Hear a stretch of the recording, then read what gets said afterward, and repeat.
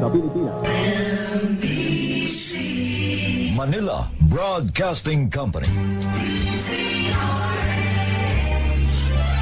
DZRH, a proud member of MBC Media Group. 5 minuto na makalipas ang alas 4 na umaga.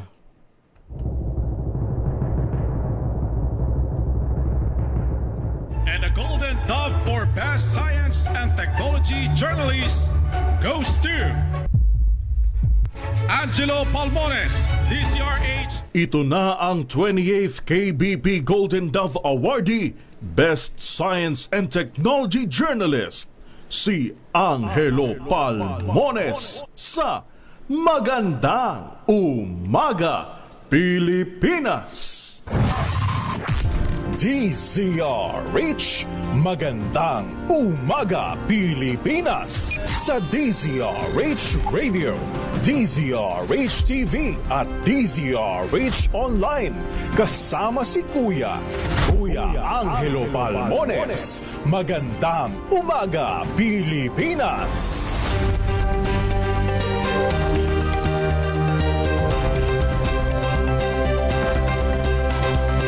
Martes na tayo ngayon, ikalabinapat ng Abril 2026. Sa ulo ng ating mga balita, excise tax sa kerosene at LPG sinuspindi ng Pangulong BBM. Pangulong Marcos pinatunayang wala siyang sakit, nag-jumping jack pa sa Malacanang. Congressman Kiko Marsaga sumuko matapos mag-issue ang korte ng warrant of arrest sa kasong cyber libel. Interior Secretary Junvic Rimulya nag-ayam sorry sa lalaking inarestong nakahubad habang naghahalo ng simento. 6 sugatan sa demolisyon na nauwi sa karahasan sa Taguig City. Super Typhoon Sinlaku, hindi pa pasok ng Philippine Area of Responsibility. 2 lugar inaasang makararanas sa mataas na heat index ngayong Martes. Kasama pa rin natin ang buong radyo natin FM nationwide, ang ating mga action radio station sa Luzon, Visayas at Mindanao. 91.7 BNFM Radio sa Cebu at 94.3 FM sa Jensan. Bagong balita, bagong impormasyon, kasama si Kuya Angelo Palmones. Magandang Umaga Pilipinas. Sa detalye ng ating mga balita, 2 lugar ang inaasahang tatamaan ng Dangerous Peak Heat Index ngayong araw ayon sa Pag-asa. Kapag tayo ng Pag-asa, aabot ng 56 degrees Celsius. Ang peak level ng heat index sa Cotabato City sa Maguindanao del Norte, habang higit naman sa 42 degrees Celsius sa Cotabato City at Sangli Point sa Cavite. Malu, alin ba talagang tama dito? Sa Cotabato City, ayun. Ang heat index na mula... baka naman... malu. Babalikan natin ito mamaya, ha? Apektado naman ang kalidad ng hangin sa ilang lugar sa Metro Manila kasunod ng sunog na sumiklab sa Nabota Sanitary Landfill. Ayon sa Department of Environment and Natural Resources, naitala ang very unhealthy na antas ng air quality sa Manila Observatory na nasa Quezon City. Samantalang healthy air quality naman ang naiulat sa bahagi ng Commonwealth Avenue sa naturang lungsod, gayon din sa Nabotas at Malabon.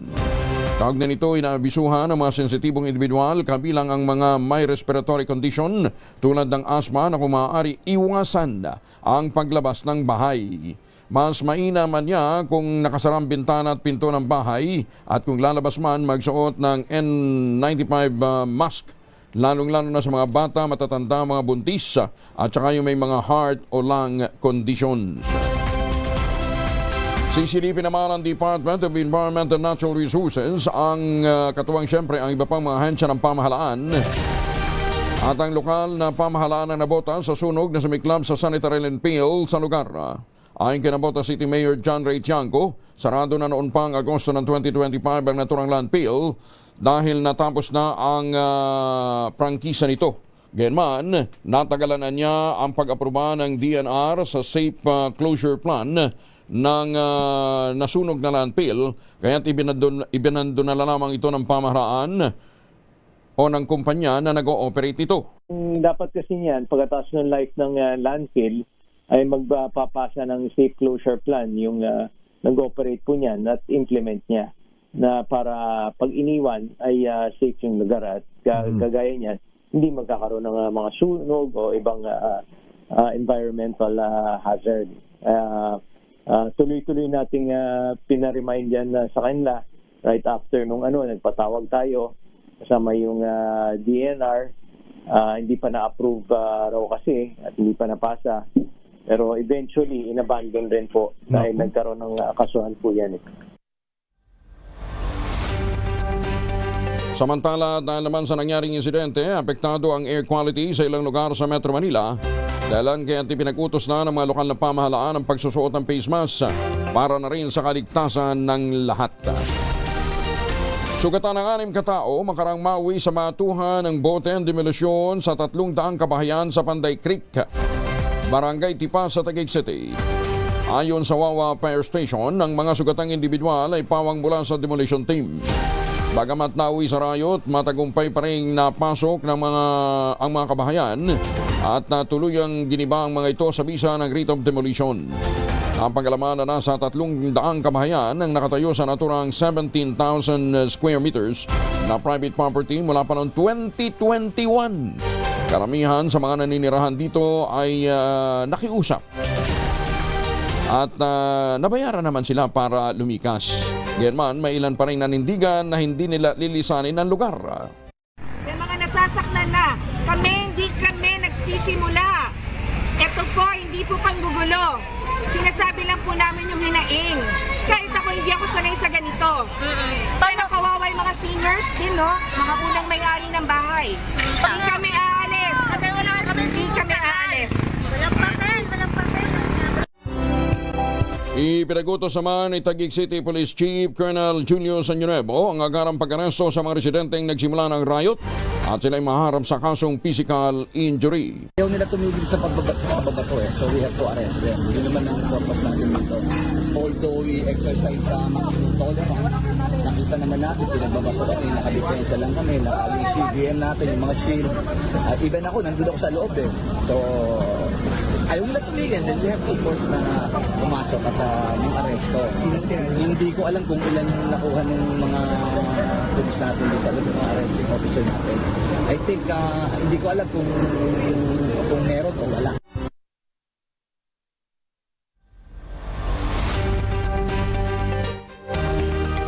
13 minuto na makalipas ang alas 4. Sumuko naman sa mga otoridad si Cavite Port District Representative Francisco Kiko Barasalga kasunod ng inilabas na warrant of arrest ng Makati Regional Trial Court Branch 147 kaugnay ng walang bilang ng cyber libel laban sa kanya. Kusang sumuko at nagtungo si Barsaga sa Dasmariñas City Police kasama ang kanyang abogado kagabi. Ngunit nakalaya rin matapos na sumalang sa booking process at makapagpiyansa ng kabuang 384,000 pesos sa lahat ng kaso. Nagugat ito sa kasong isinampa ni na Enrique Rason Jr. at ilang kasamahan sa Kamara dahil sa kanyang akusasyon na tumanggap umano ng suho ng mga miyembro ng National Unity Party mula sa negosyanteng si Enrique Rason para sa pag-upong speaker noon ni Congressman Martin Romualdez. Nauna nang nasuspende si Barsaga bilang kinatawa ng mababang kapulungan ng Kongreso dahil sa manoy hindi maayos na asal sa loob ng kapulungan. Inako naman ni Interior and Local Government Secretary Junvic Rebulya ang responsibilidad sa insidente kung saan natikita ng isang lalaking walang suot na pangitaas habang naghahalo ng semento sa labas ng kanilang bahay sa barangay Addition Hills, Mandaluyong City. Pag-amin ng kalihim, nagkulang siya sa pagpapaliwanag sa mga otoridad kaya't kahit sino na lang na nakataples ay dinadampot. Kasabay nito humingi ng dispensa si Remulla sa lalaking natikitan at tiniyak ng pag-uusapan kung paano mas maayos na may patutupad ang Safer Cities Initiative ng Department of the Interior and Local Government o DILG. Noong April 6, inanunsyo ni Remulla ang mas maigpit na pagpapatupad ng pagbabawal sa pag-inom ng alak at pagsusugal sa mga pampublikong lugar kasama ang iba pang mga hakbang sa ilalim ng Safer Cities Initiative. Alam mo, Secretary John Vic, asipain mo yung traffic enforcer mo na wala, yung mga tauhan mo na walang common sense. Saan ka naman nakakita nagtatrabaho sa init ng araw, gusto mo nakamaayos pang damit? Diba? Trabahante nga po, nagtatrabaho nga sa init ng araw. gusto mo may ano mo na maintindihan, oo. Kung, sentido komon, wala. May ginoong buhay to. Alam nga naman, tupad mo to the letter yung basta't naka-topless lang, dadamputin. Diyos kong buhay. Magandang umaga, Pilipinas! Mga misis, amoy arama si Mr. pag-uwi galing ng trabaho. Oy, kaya mga mister, ha? Siguraduhin nyo lagi kayo nakadamit, ha? Oo. Paano niya kaya implement dyan sa Sargao? Ang dami doon nagiinuman sa gilid ng kali. Oo. Punta ka na Siargao doon, Sek. Tingnan natin kung kaya mong ipatupad dyan. Mga misis, amoy araw si Mr. pag-uwi galing ng trabaho, amoy dalyan sa germ sa katawan nila para labanan ang amoy araw at amoy pawis gumamit ng Shield Bath Soap regularly. Unbeatable ang Shield sa paglaban sa germs versus another brand by Shea Butter. Pampalambot ang kuti sa presyong abot kaya $12.50 SRP. Kaya naman recommended ito ng Philippine Nurses Association. Kaya mga misis ay challenge yung subukan ng Shield Bath Soap. Galit sa sakit may malasakit, sulit na sulit. Magandang umaga, Pilipinas! Dead on arrival ang isang 16 na taong gulang na motorcycle rider habang 3 naman ang sugatan sa nangyaring karambola ng 4 na sasakyan sa kahabaan ng Marcos Highway sa Antipolo City. Ayon sa pulisya, bandang alas 6 ng gabi nabangga ng isang utility van ang isang motorsiklo. Dahil sa panik, tinangka ng driver ng van at tumakas, ngunit nasalpok naman ito ang 2 pang motor. Nagtamo ng sugat ang driver na aminadong nakainom din ng alak. Gayon din ang isang 62 years old na motorcycle rider at isang 13 anyos na baka rider. Nagpakitang gilas naman ang Bureau of Customs sa Port of Iloilo matapos nitong malampasan ang itinakdang target collection sa loob ng 3 magkakasunod na buwan mula Enero hanggang Marso ngayong taon. Sa pamumuno ni District Collector Noli Santua Jr., nakapagtalang na sabing tanggapan ang kabuang 1.065 billion pesos na koleksyon. Mas mataas ng 142.54 million pesos o 15.45% kumpara sa target na 992.61 million pesos para sa unang quarter ng taon. Ayon naman kay Santua na nasabing tagumpay ay bunga ng kanilang matibay na commitment sa modernisasyon, integridad at pananagutan sa serbisyo upang maabot ang revenue target ng pamahalaan sa ilalim ng liderato ni Customs Commissioner Ariel Nepomuceno. I-congratulate din natin ang NAIA per cargo dyan po sa ng Bureau of Customs dyan sa Ninoy Aquino International Airport. Yung grupo po ni na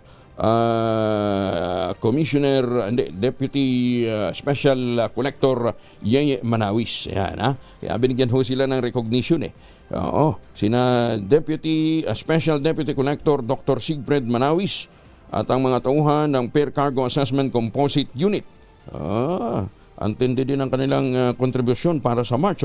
Umabot ng 2.78 billion pesos for March alone. Noong January at February, nalagpasan din nila ang kanilang revenue quota sa kaya't ang first quarter collection target nila ay naabot din sa ilalim ng pamumuno naman ito ni District Collector Attorney Maria Yasmin Obilios Mapa. Congratulations! Magandang umaga, Pilipinas! Ay, bayad kayo ng tax, ha? Deadline ng filing ngayon, ha? Babayad kayo ng tax, ha? Para masiguro natin na meron tayong pondong magagamit para sa mga ayuda. Oras muna sa buong kapuluan, 19 na minuto na makalipas ang alas 4 ng umaga. Umaga, Pilipinas! Mga mamis, po pwede tayong mag-laundry day today, ha? Kunot no ka ba kapag makapit, madikit at malupit ang mancha? All you need is Pride. At pampahirapan ang self-concept Pride, easy at worry-free naman ang laundry. Sa Triple Stay formula, tanggal ang matitindi mancha based on test of chocolate, mud and sample and cotton, gawa po ito ng ACS. Inanunsyo naman ng Philippine Amusement and Gaming Corporation of PAGCOR. Bukas na ang pagtanggap ng mga entries para sa 2026 PAGCOR Photography Contest. Ang tema ho ngayong taon ay Kids at Play. Layong ipakita ang mga simpleng tagpo na sumasalamin sa pagiging masayahin ng mga bata, gayon din ang mga asal na natutunan nila sa paglalaro. Kabilang sa patimpalak ang lahat ng mga Pinoy photographers, mga amateur, mga professionals, edad 16 years old pataas.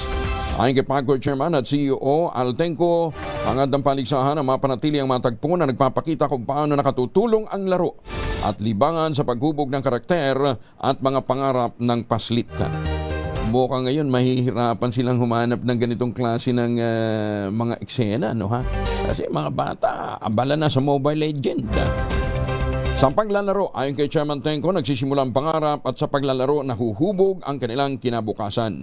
May 3 kategorya na pwede ho ninyong salihan: conventional, mobile at drone category. Yung conventional, gamit yung mga regular na mga camera, yung mga digital camera nyo.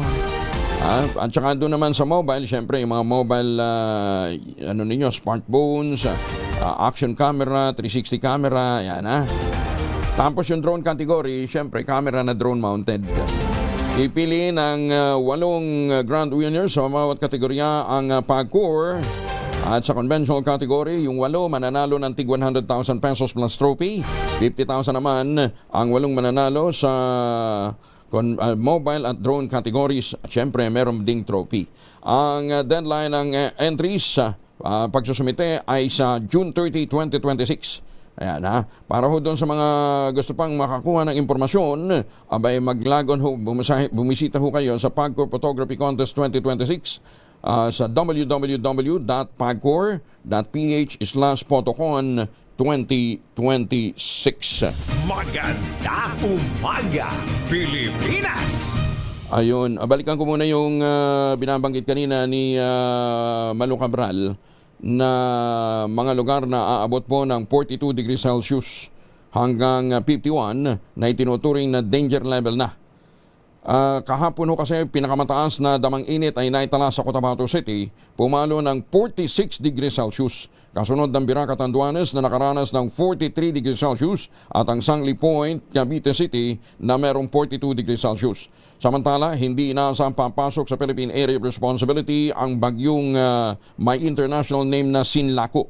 Huli itong namataan sa layong 2,430 kilometers silangan ng Eastern Samar, habang may taglay na lakas na hangin umabot ng 215 kilometers per hour malapit sa gitna.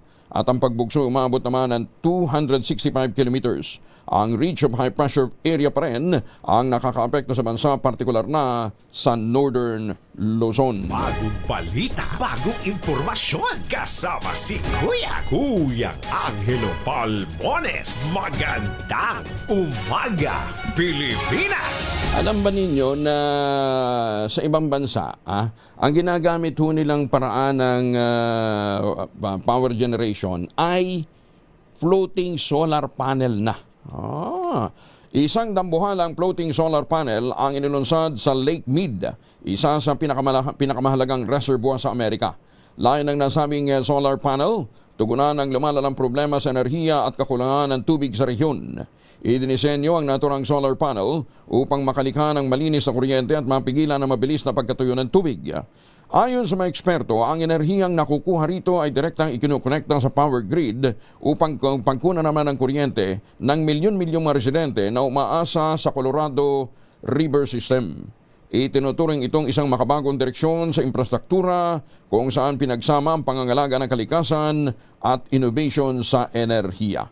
Wala tayong video nito nung solar panel. Alam niyo, dito sa Pilipinas uubra ito eh. Sa halip na sa lupa, yung mga sakahan ang ating lagyan ho ng mga solar panel, pwede sa dagat eh. Mamaya nagsagayon ginagamit na rin itong technology na ito sa Japan at saka sa China. Magandang umaga, Pilipinas! Si Enchong D, binahagi ang kanyang nakakadismayang karanasan sa Air France. Bakit kaya? Alamin natin ang balita mula kay Gorgie Rula. Gorgie, anong nangyari? Ipinost ng aktor na si Enchong D kahapon sa kanyang social media account ang sama ng loob niya sa Air France dahil sa pagkaka-offload sa kanyang flight papuntang Madrid, pabalik na siya dito sa Pilipinas. Ang ground staff lang daw ang nag-decide at hindi ang immigration officers. Sumunod na lang daw siya dahil sa takot nitong baka ma-revoke ang kanyang Schengen visa. Napilitan tuloy bumili sa Enchong ng ticket niya pero hindi pa natapos doon. Nang mag-online check-in naman daw siya sa Madrid patungong London, nalaman niyang na-block naman ang ticket niya. Kaya napilitan na naman daw siyang bumili ng panibagong ticket sa ibang airlines at maayos naman daw ito. Sa kabila nito ay nagpaka-positive na lang daw siya sa pagkaka-extend ng kanyang stay sa Madrid. Idinetalya ni Enchong ang masasamang karanasan niyang iyon at sa tingin daw niya ay meron daw racial discrimination sa kanya. Ang sabi niya sa isang post niya sa kanyang IG story kahapon, PS, business class service of Air France felt racist. Yes, I was the only Asian during that flight to London. End of quote. As of yesterday ay wala pang opisyal na pasagot ang Air France dito sa hinaing ni Enchong D. Gorgirula po nag-uulat mula sa showbiz ng DZRH. Una sa Pilipinas, una sa Pilipinas. Maraming salamat, Gorgie. Magandang umaga, Pilipinas! Madami ho talaga nakararanas ng ganyang klase ho ng problema, ano ha? Huwag na tayong lumayo. Dito nga sa Pilipinas ang PAL, biglang nagbago na lang ng kanilang schedule. Pauwi kami nung isang biyahe. Ang biyahe dapat, siyempre nakabook ka na sa hotel, di ba? Ang booking mo hanggang Sabado, dahil Sabado yung flight mo pauwi Ayun biglang nalipat ho ng Linggo. Kaya lang naman matulog ka sa airport. Bandang tanghali pa yung flight. Ayun, lipat ka ng hotel. Kasi hindi mo naman po pwede magstay doon sa hotel na pinamalagian mo kasi fully booked din. Ayun, lipat ka ng hotel. Kung wala ka pang dagdag na bayad, magdusa ka. Matulog ka doon sa airport ka. Magandang umaga, Pilipinas! Ganun ho talagang buhay. Nandun ho siya kasi dahil nakapag-notify sila ahead tapos hindi naman daw nila kasalanan. Fortuitos naman daw. Magandang umaga sa mga suki natin dyan sa Lloyd, Mr. Canada. At magandang umaga din sa mga suki natin dyan sa Hawaii.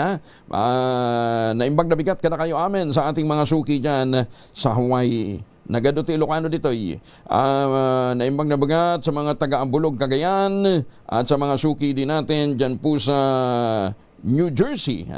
Magandang umaga din po sa mga marami din dyan sa tawag dito, San Diego, California. Ayan, good morning sa ating Midnight Singers. Magandang umaga, Pilipinas! At sa mga may lakad, huwag kalimutan magbaon ng proteksyon laban sa mikrobyo. Dalawang formulation ng family alcohol na pwede natin pagpilian. Yung family 70% isopropyl alcohol, especially prepared for clinics, hospital, pharmacies, laboratories, pero okay na okay din po yan sa mga households. Very effective sa disinfection at sterilization. Ganyan na bagsik ng family, 70% isopropyl alcohol. Maghapon man natin gamitin, no problem. Hindi po manuno yung ating mga kamay dahil meron po itong moisturizer. Yun ang mga mabangong family rubbing compound improvement cologne. Ayun po yung mabangong isopropyl alcohol na ginagamit po ng mga masahista, mga barbero, mga doktor, mga nurse, mga kumadrona for sponge bathing and other cleansing purposes. Family rubbing alcohol para hindi siya reachable na sa mahabang panahon. Mabibili sa namang butik at convenience stores nationwide.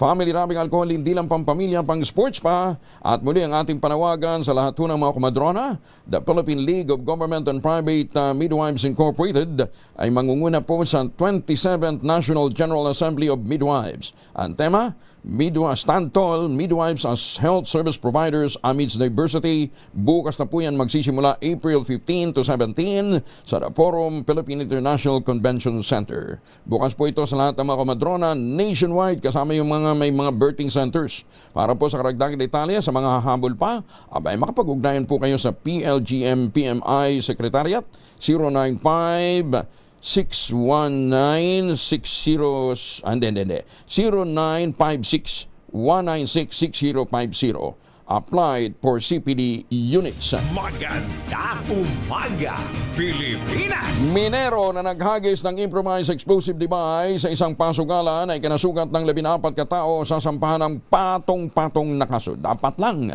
Detalye ng balita mula kay Romy Gonzalez sa RH41 ay Bagdabigan, Romy. patong-patong na kaso ang kakarapin ng 32 anyos na minero na naghagis ng improvised explosive device sa bubong ng isa umanong pasugalan sa Magsaysay Avenue dito sa lungsod kahapon na madaling araw.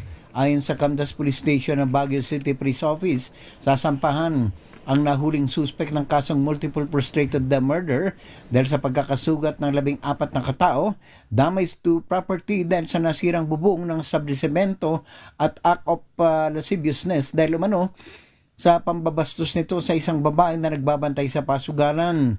Nangyaring insidente bandang alas 3:10 na madaling araw matapos hagisan umano ng minerong suspect ang bubong ng establishmento na kinasugat ng 14 na katao na nataong nasa loob nito. Ang 4 na biktima na isinugod sa Fine City Doctors Hospital ay nakalabas na, samantalang ang 9 sa 10 sugatang biktima na isinugod naman sa Baguio General Hospital and Medical Center ay nakaratay pa rin sa pagamutan. Ang suspect ay nasa custody na ng Camdas Police Station ng Baguio City Police Office. Ito si RS41 Romy Gonzalez para sa DZRH. Una sa Pilipinas, una sa Pilipino. Maraming salamat, Romy. Jose Gina. Pinaigting naman ng Department of Agriculture sa pamamagitan ng Regional Field Office nito sa Cordillera Administrative Region ang mga intervention upang matulungan ang mga magsasaka at mga mangingisda na makayanan ang tumataas na gastusin sa krudo at patuloy na aberya sa merkado. Kabilang narito ang pagbibigay ng subsidiya sa krudo, pagpapalawak sa market linkage ng kadiwa, pag-deploy ng mga truck para sa hauling, pagpapalakas ng koordinasyon sa mga ahensya ng pamahalaan at mga primadong partner. Pinabilis din ng DA-CAR ang market mapping upang matukoy ang mga lugar na pinakaapektado, maglaan ng tulong pinansyal sa mga magsasaka at nagpasimula na rin ang integrated farming system upang mapalawak ang mga kabuhayan.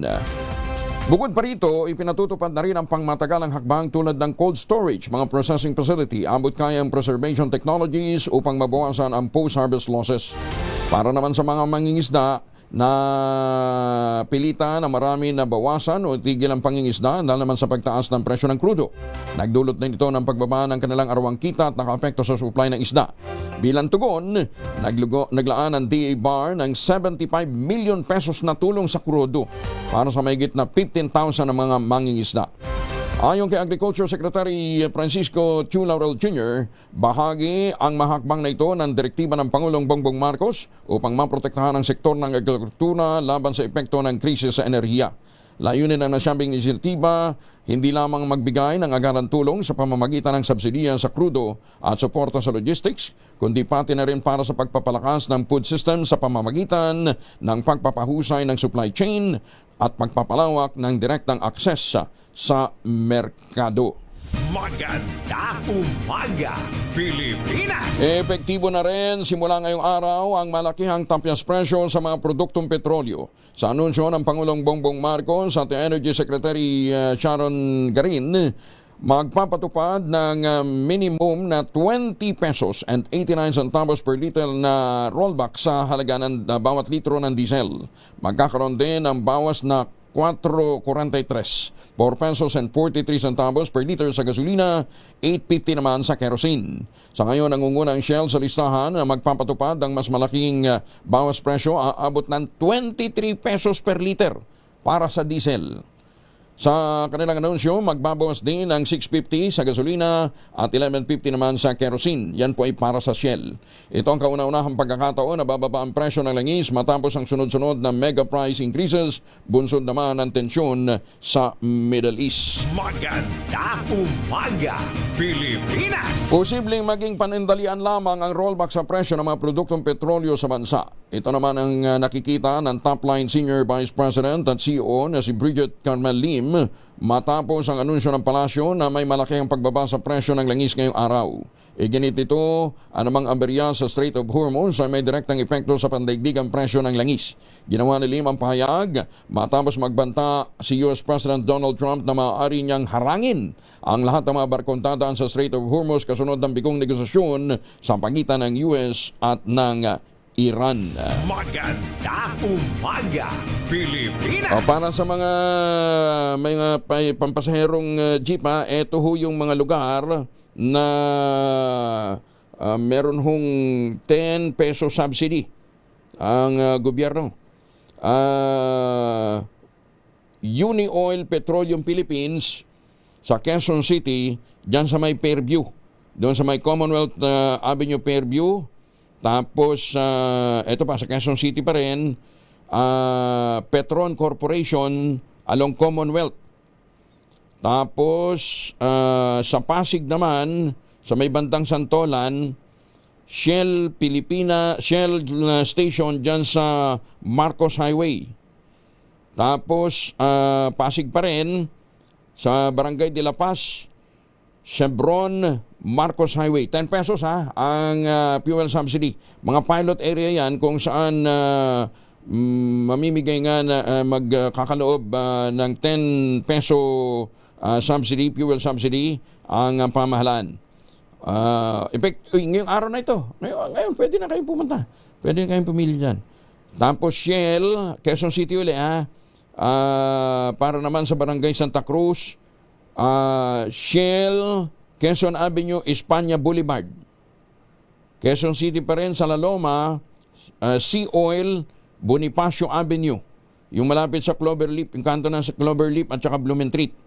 Tapos Metro Oil sa Subic, para naman sa lungsod ng Maynila ito. Diyan sa may bandang Sampaloc Metro Oil Subic, Quezon Avenue, Espanya Boulevard. Tapos ang Phoenix dyan sa Muntinlupa, Alabang, yung nasa may Sapote Road, meron din pong discount. May fuel subsidy na 10 pesos para sa mga pampublikong mga sasakyan. Kasama ba dito yung mga TNBS? Kasama? Basta pampublikong sasakyan. Okay. Tapos Petron, dyan po sa Malabon, Longos. Yung nasa may Rizal Avenue, Monumento Carriedo, sa may Sipor Road. Okay? Yan ho ang inyong puntahan simula ngayong araw na ito para po sa mga discount. Lalaki pinagsasaksak sa loob ng isang computer shop sa Tondo, Maynila, patay. Detalye ng balita mula kay Boy Gonzales, RH29. Boy, good morning. Good morning, Kuya Angel. Patay ang isang 46 anyos na lalaki matapos saksakin sa loob ng isang computer shop sa Tondo, Maynila. Ayon sa Manila Police District, Habago Police Station 1, naganap ang insidente sa GK Compound, Barangay 105. Habang naglalaro sa computer ang biktimang kinilalang si Elias John, bigla na lamang umanong sumulpot ang dalawang suspect at paulit-ulit na sinaksak ang biktima. Mabilis na tumakas sa mga suspect na nakilalang sina Elias Jeffrey at Jefferson na kapwa residente ng Hapilan sa Tondo. Agad na isugod ang biktima sa Gat Andres Bonifacio Memorial Medical Center. Ngunit binawian din ang buhay habang ginagamot ng mga doktor. Sa ngayon, nagsasagura ng manhunt operation ang mga otoridad laban sa suspect. Patuloy ang paalala ng mga otoridad sa publiko na makipagtulungan upang agad na magbigay ng impormasyon upang makabilis ang pagkaka-aresto sa mga suspect. Ito si Boy Gonzales para sa Bisa Arizona sa Pilipinas, una sa Pilipino. Maraming salamat, Boy. Maganda umaga, Pilipinas. 39 makalipas ang alas 4 ng umaga. Oy, baka kayo pauwi na ng Pilipinas, Doon ho sa mga suki natin out of the country. Kung magpapasalubong ho kayo ng imported na tsokolate, huwag na lang. Meron ho tayo ditong locally made, pero taste and looks global. Ang Tangerine Chocolate po ay brand ng mga magdiniyog ng mga magsasaka dyan po sa lalawigan ng Quezon. Sa tulong nga po ni Dr. Helen Tan, yung po mga planting material ng kakao galing Davao, hinakot po ito para maitanim dyan po sa mga lugar, mga kabundukan, mga sakahan dyan po sa lalawigan ng Quezon. Available po ito sa 0919-095-5935. Ang Tangerine Chocolate po ay may mahigit 10 variants ng mga raw material galing din po sa ani ng mga magsasaka. I-check po ninyo sa tangerinechocolate.ph. At sabi nga po ni Dr. Helen Tan, sino bang magmamalasakit sa Pilipino kundi ang kapwa Pilipino? Kaya sa bawat tangkilik natin ng Tangerine Chocolate, pinalalakas natin ang loob ng ating mga magsasaka, pinalalakas natin ang ating lokal na ekonomiya. Tangerine Chocolate 100% gawang lokal, but taste and looks global. Tinulungan po ito ng DTI at ng DOST. Tangerine Chocolate 100% gawang atin. Maganda umaga, Pilipinas. Nanawagan si Senator Loren Legarda na agad na suspindihin ang excise tax at value-added tax sa diesel at gasolina kasabay ng pagbibigay diin na mabagal ang tugon ng pamahalaan pamahalaan at baka huli na itong dumating para sa milyon-milyong Pilipinong hirap na sa mataas na presyo. Ito ay kasunod naman ng press conference ng Pangulong Bongbong Marcos Jr. kung saan inanunsyo nito ang suspensyon ng excise tax sa LPG at kerosene. Binanggit din niya na pag-uusapan pa sa susunod na uplift meeting ang posibleng suspension ng excise tax sa diesel at gasolina. Ayon kay Senator Legarda, malaking tulong ang suspensyon sa buwis sa LPG at kerosene dahil direktang naaapektuhan nito ang ating mga kababayan at ang mga food service sector. Ngunit nakapagtataka pa rin na hindi tinutugunan ang pangunahing panawagan ng taong bayan, ang diesel at gasolina na siyang ginagamit ng mga magsasaka, mga tsuper at mga mangingisda para kumita. Muli giniit ni Legarda ang agarang suspensyon ng buwis sa petrolyo na niya'y may direkta, agaran at pambansang epekto. Tinalugsa rin ni Legarda ang argumento na mas epektibo ang targeted na ayuda dahil niya sa mabagal ang proseso ng gobyerno at mas lalo pang lumalala ang problema kapag dumadaan sa maraming antas ng burokrasya. Binigyan din pa ni Legarda ang pagbaba ng buwis sa petrolyo ay hindi lamang para sa mga may kaya, kundi direktang nakakaapekto sa sektor na pinaka-apektado ng krisis. Maganda umaga, Pilipinas! Cotabato City Police Office may nilatag na security preventive measures at contingency plan sa lungsod para naman sa nakatakdang first parliamentary elections sa BARM ngayong Setyembre. Detalye ng balita mula kay Jun Di Makutak, Aris 19. Assalamualaikum, Brother Jun. Alaikum assalam, Brother Angel.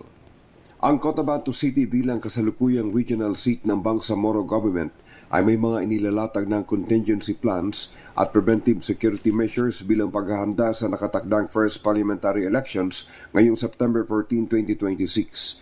More than 5 months bago ang halalan, ayon kay Cotabato City Police Office City Director Police Colonel Jibin Bongkayaw, ongoing ang ugnayan ng COMELEC sa kanyang tanggapan para sa upcoming activity schedules ng COMELEC kaugnay sa eleksyon. Ayon pa rin kay Police Colonel Bongkayaw, bilang preventive measures ng CCPO, tuloy lamang ang kanilang mga oplan na Kapkap Bakal Sita, anti-drugs, checkpoints at 24/7 mobile and food security patrols at sinisikap nitong mas mapaigting pa umano ang quick response ng bawat police precincts sa mga tawag sa telepono at sa mga ginagamit ang CCPO Alert App mula sa 37 barangays ng lungsod. Tinitiyak naman ni Colonel Bongkayaw na maliban sa mga inilatag na crime preventive measures sa kalupaang sakop ng Cotabato City ay kasama rin pinaghahandaan ang pagbabantay sa mga entry and exit routes sa mga river tributaries na sakop ng Cotabato City. Ang PNP ay may standard na po na may standard na preparation sa lahat ng bagay. Meron tayong security plan, meron tayong mga preparation ito, paikot, contingency plan. So, dito sa security plans natin ay mag-umpisa ito. Usually, mag-umpisa ito doon sa election period, no? So, pero before pa ng election period ay nagkakaroon pa rin tayo ng preparation for that matter with regards to sa mga security survey doon sa mga possible candidates natin, possible voting centers, mga polling centers natin, mga election officers natin, mga offices nila, and other activities nila. So, mayroon tayong mga nakalatag ng mga security for that matter. Si Cotabato City Police Director Police Colonel Jibin Bongkayaw. Mula sa Cotabato City, Central Mindanao, RH19, Jun Di Makutak, DZRH, una sa Pilipinas, una sa Pilipino. Sukran, Jun. Tumutok sa DZRH at manalo ng instant 1,000 pesos sa Malakas promo kasama ang Pride Detergent. Malakasan ang makinig at manood sa DZRH. Ang tropang pogi ni Shenuel Alparo kasama ang Pride Detergent ay nandyan po ngayon sa Barangay Kamuning sa Quezon City. So ulitin natin, ang tropa ni Sir Shenuel Alparo kasama ang Pride Detergent ay nandyan sa Barangay Kamuning, Quezon City. Lakasan nyo na inyong maradyo at telebisyon. Ready na ba kayong tandaan ang ating word of the day para manalo ka ng DZRH mini component? Eto na! Ang ating word of the day ay irrevocable. Irrevocable. Ayan, parang resignation. Irrevocable. Sa Tagalog, hindi mababawi. Sa Ilocano, saan mabaliwan. At sa Cebuano, dili mabagwi. Ayan, Ang ating word of the day ay irrevocable. Maganda umaga, Pilipinas! Nananawagan naman si Senator Bongo sa pamahalaan pansamantalang ipagpaliban o suspendin ang kaltasahod sa mandatory contribution. Ito yung para sa SSS, PhilHealth, Pag-ibig at iba pa sa gitna ng oil crisis na nararanasan sa bansa. Ayon kay Senator Go, matindi ang impact ng oil crisis sa mga ordinaryong Pinoy na pilit na pinagkakasya ang maliit na sweldo. Ginawa ni Senator Go ang panawagan sa hearing ng Senado hinggil sa nagaganap na krisis sa langis. Una rito naghain na rin si Senator Go ng Senate Bill 2033 o ang Fuel Crisis Relief Bill. Naglalayong maibsan ang matinding epekto ng global oil crisis sa pang-araw-araw ng pamumuhay ng mga Pilipino. Bukod sa suspensyon ng mandatory contribution, pumirit din ang senador na mabigyan ng mga consumer ng grace period o palugit sa pagbabayad ng utility bills tulad ng kuryente at tubig. Tugunan po kagad natin ito. I-reprioritize po yung spending nyo po. Nakasalalay rin po sa inyo ito. Kasi hawak nyo yung pondo ng bayan. Unahin nyo lang po yung mga kababayan nating mahirap na walang magutom po. 46 na makalipas ang alas 4, nagpakitang gilas naman ang Pangulong Bongbong Marcos sa palasyo matapos na mag-jogging, mag-jumping jack bago humarap sa media. Kasabay nito, pinabulaanan ng Pangulo ang mga kumakalat na espekulasyon kaugnay ng di umano'y hindi magandang kondisyon ng kanyang kalusugan. Ayon sa Pangulo, kalagayan ng kanyang kalusugan at maayos ito. Kayang-kaya niya mag-exercise. Hinihikayat niya ang publiko na huwag maniwala sa mga kumakalat na mga haka-haka. Kabilang na dito ang mga walang basihang impormasyon na di umano'y nasa stage of coma na siya at may malubhang sakit. Hinamon din ng Pangulong BBM ang mga nagsasabing siya'y may karamdaman, sabayan siya sa pag-ehersisyo at pag-gym. Sinabi pa ng Pangulo, may 3 buwan na rin siyang hindi na ospital mula nang siya'y magkaroon ng diverticulitis habang normal na muli ang kanyang diet. Ayan naging isang makulay, masigla at active moment yan sa Malacanang. Kung saan ipinakita nga po ng Pangulo ang kanyang, sa kanyang physical fitness sa pamamagitan ng jumping jack bago siya nag-press briefing. Kadalasan, ginagawa po ito ng Pangulo araw-araw. Tapos sabi niya nga, kung talagang kayo ay nagdududa, samayan niyo ako sa pag-gym. Kaya daw doon sa mga nagpapakalat ng fake news, itigil na daw po ito at sa halip ay samahan siyang mag-exercise. Ginit niya na malusog siya at may regular na check-up at ehersisyo. Maganda umaga, Pilipinas! Ay pagbigyan natin ang presidente. Eto na! Mag-exercise tayo tuwing umaga, tuwing umaga, Uy, tuwing ba? umaga. Pwede ba dito jumping jack? Upang ang katawan natin ay sumigla.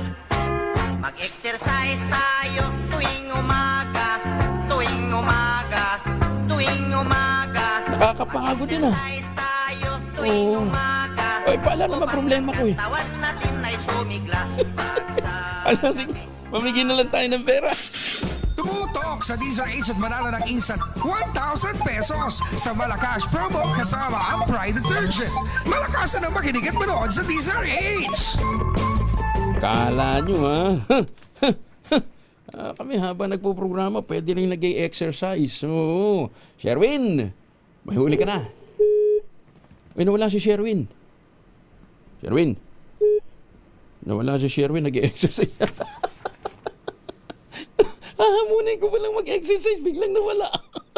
Maganda umaga, Pilipinas! Sige.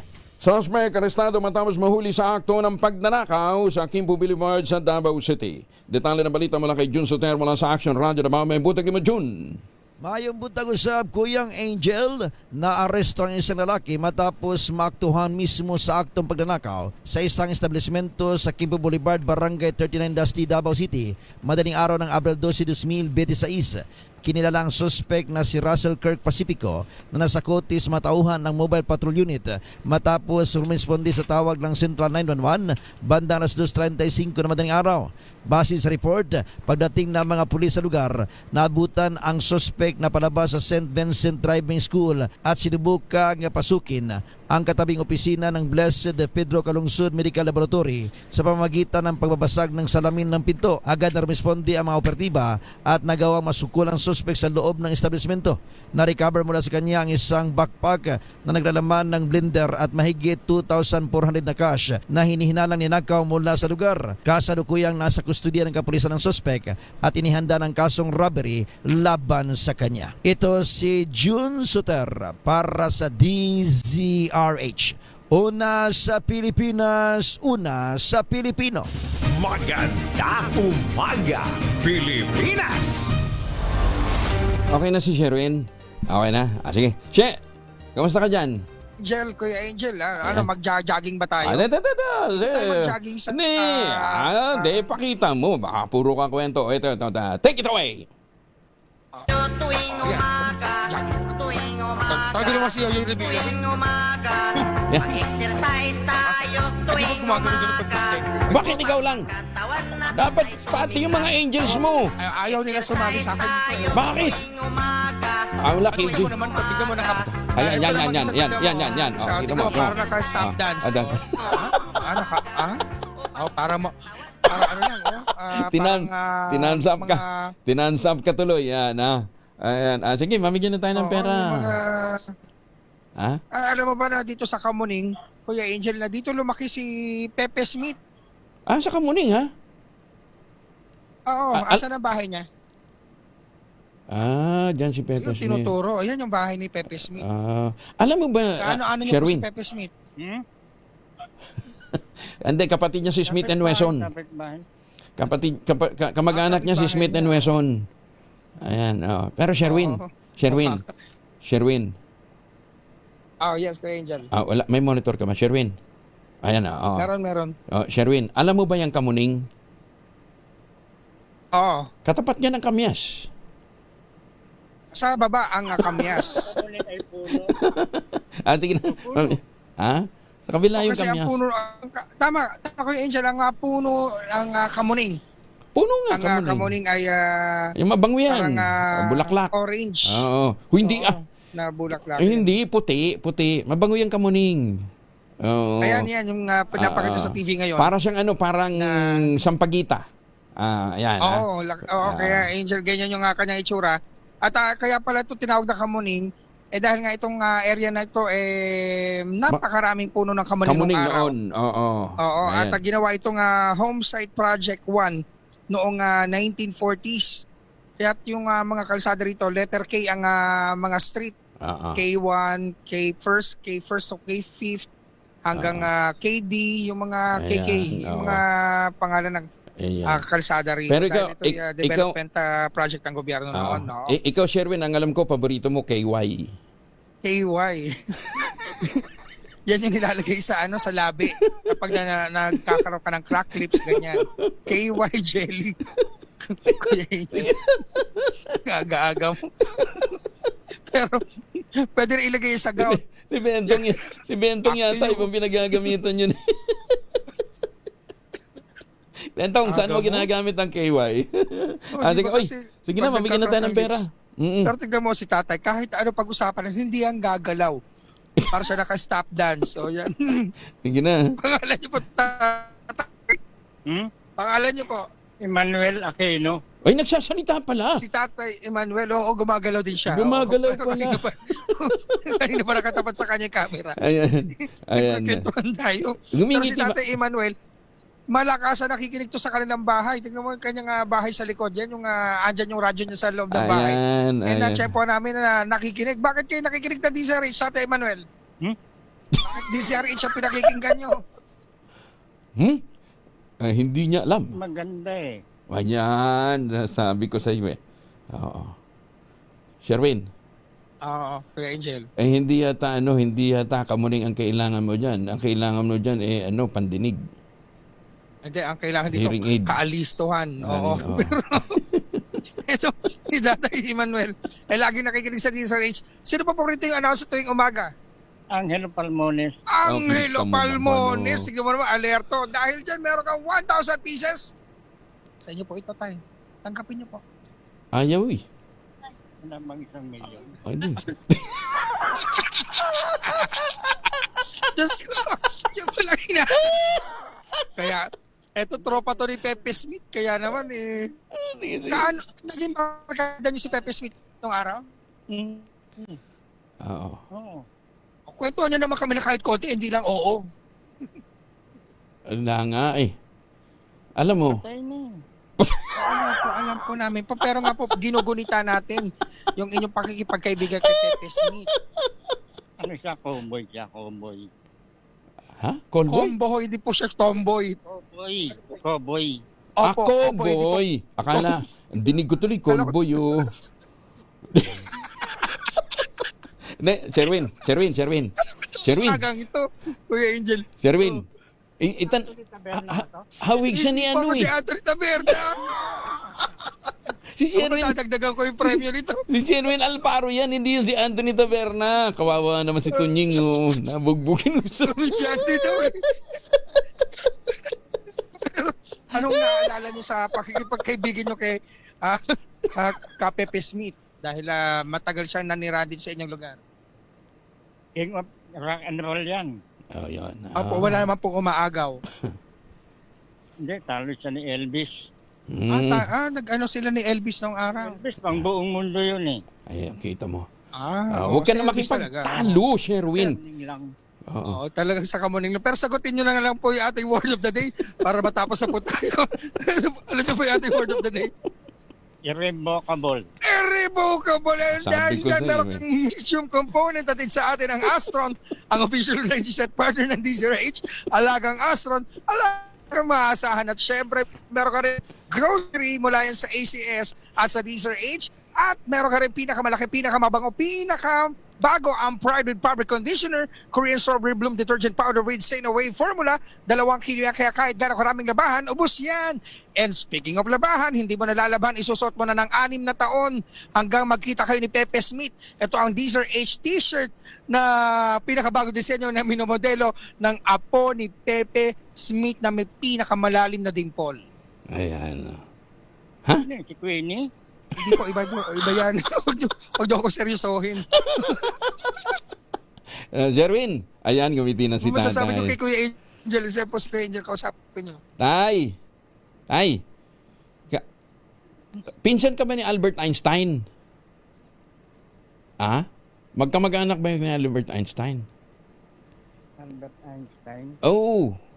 Kaya mo, Sherwin, E is equal to MC square. O, kita mo, galing. Sabi ko sa'yo, Sherwin, di magkamag-anak na sila. Oo, magpinsan sila. Sige na, baka next year na tayo matapos pagka ganitong lokohan. Ganitong usapan. Magkakaaraw na. Wala kayong mapupulot na kabutihan talaga sa akin, no?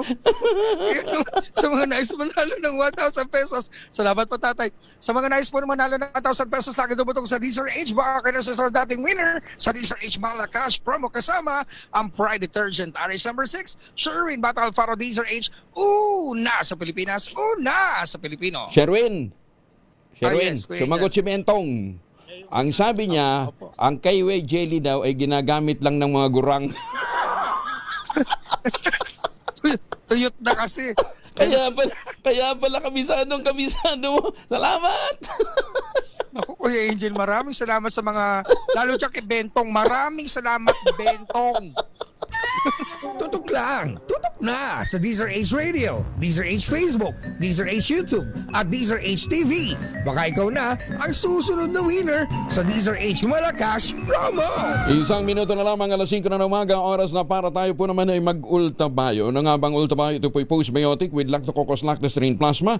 Duman po ito sa mahabang clinical trial sa Japan. Hindi po testimonial, hindi kwentong kutsero, kundi human clinical trial. Pero sabi ho ng mga dalubhasa, ang 1 oras bago matulog, 2 kapsula kapsula, mas may enjoy natin ang mga benepisyo ng Ultabayo. Ang bawat kapsula ng Ultabayo ay nagtataglay ng 50 billion cells ng Lactococcus lactis-3 plasma. Kaya napaka-potent po nito na pagpasok po sa ating katawan, ina-activate po nito yung PDC, yung plasmacytoid dendritic cell. Yung po yung tinatawag na commander ng ating immune system. Ayon po sa mga dalubhasa, yan po ang responsable sa pag-achieve natin ng magandang tulog. Siyempre, pagka may magandang tulog, may magandang pahinga. May panlaban tayo sa puyat, pagod at stress. Kung may mga concerns pa kayo, mag-text lamang sa 0931-033-2871. Ang Ultamayo ay rehistrado sa Food and Drug Administration, halal certified. Available po ito sa Mercury Drug, HB1 Plus Pharmacy, Curamed at Ames Kojwat. Ang magandang balita, kapag bumili ka ng isang box ng Ultamayo Postbiotic, yung 30 capsules, sa alinmang Mercury Drug Store sa buong bansa, makakakuha ka pa rin ng free 100 pesos Mercury Drug Gift Certificate. Promo runs until July 31, 2026 na lamang, July 31, 2026 only. Per DOH, FDA, CFRR permit number 0981-0/2025. Mahalagang paalala ang Ultamayo ay hindi gamot at hindi dapat gamitin panggamot sa anumang uri ng sakit. Magandang umaga, Pilipinas! Si Chanel Dominguez ng Pag-asa, kasama na natin, Ma'am Chanel. Kumusta na po kayo? Magandang umaga din po sa inyo, Sir Angel. Magandang umaga din po sa mga taga-subaybay po natin. Para sa ating weather update, so yung binabantayan po natin bagyo sa labas ng ating par na si Sinlaku, ay lalo pa po bumababa yung tsansa na pumasok po ng ating Philippine Area of Responsibility at magkaroon ng direktang epekto sa anumang parte ng ating bansa. So sa ngayon, inaasahan po natin hanggang sa mga susunod na araw, na 5 araw, makakaranas pa rin ang buong bansa natin ng mainit at maalinsangan na panahon. Para sa ating heat index, posibleng pinakamataas natin maitala ngayong araw ay 46 degrees Celsius dito ito sa Cotabato City, Maguindanao. So pinag-iingat po natin mga kababayan po natin na iwasan po natin lumabas ng tanghali hanggang hapon. Kung hindi po maiiwasan ay magsuot po tayo ng maninipis na damit at uminom po tayo ng maraming tubig. Yan po muna latest dito sa Pag-asa Weather Forecasting Center. Chanel Dominguez po, magandang umaga. Yung 46, Ma'am Chanel, hindi na tataas, not higher than 46 degrees? Posible po siyang tumaas, lalo na po wala pa po kasi tayo sa peak po ng ating tag-init. So, mga susunod na araw, posible. Hanggang 51? Yun po, hindi po natin inaalis yung posibilidad po. Okay. Pero hindi naman tayo aabot ng 56, di ba? Ay, hindi naman. Malabo na yung 56. 46, ayan sa Cotabato City. Ayan, okay. Bakit nga pala ang init dyan sa Cotabato? At malapit din po sa equator. Po kasi po namin sa may Cotabato is malapit po sa karagatan, which is mas humid po talaga po ang weather po talaga. Mas malapit ang Davao sa equator, di ba? Yes po, opo. Pero yung humidity po kasi dahil po sa init ng At saka walang bundok. Oo. Ang Davao City kasi mas malapit sa bundok eh. At least may shield. Oo. Sige. Thank you, Ma'am Chanel. Ingat po kayo. Din po. Si Chanel Dominguez mula po naman sa Pag-asa. Magandang umaga, Pilipinas! Oras sa buong kapuluan, 3 minuto na makalipas ang alas 5 na umaga.